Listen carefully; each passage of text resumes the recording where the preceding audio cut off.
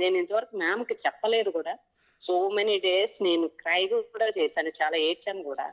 ఎందుకంటే మీ లైఫ్ చాలా చేంజ్ చూస్తారు.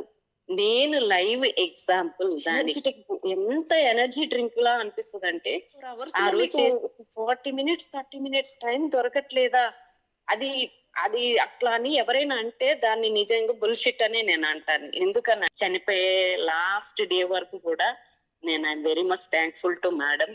ఎందుకన్నా నా మనసులో నుంచి వస్తుంది మ్యామ్. ఎందుకనంటే ఆ చేంజ్ నేను చూసాను, ఆ డిఫరెన్స్ నేను చూసాను. నేను దాంట్లో ఉన్న హ్యాపీనెస్ ని ఫీల్ అవుతున్నాను కనుక.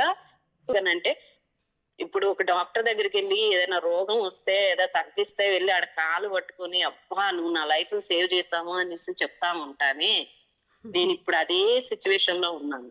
నేను ఆ డిసిప్లిన్ అనేది నీ బాడీ మీద కంట్రోల్ వచ్చినప్పుడు మాత్రమే జరిగింది.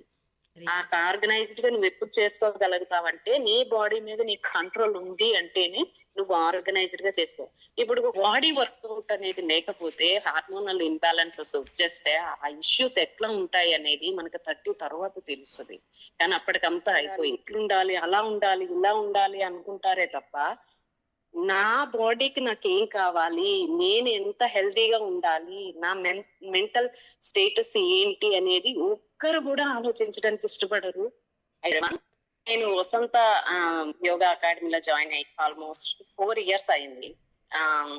4 ఇయర్స్ బ్యాక్ హేమ వేరు, 4 ఇయర్స్ తర్వాత హేమ వేరు. ఎందుకంటే నేను జాయిన్ అయ్యేసరికి నాకు చాలా ఇష్యూస్ ఉన్నాయి. వాట్ నాట్ అన్నట్టు బాడీలో టాప్ టు బాటమ్ అన్ని ఇష్యూస్ నా బాడీలోనే ఉన్నాయి.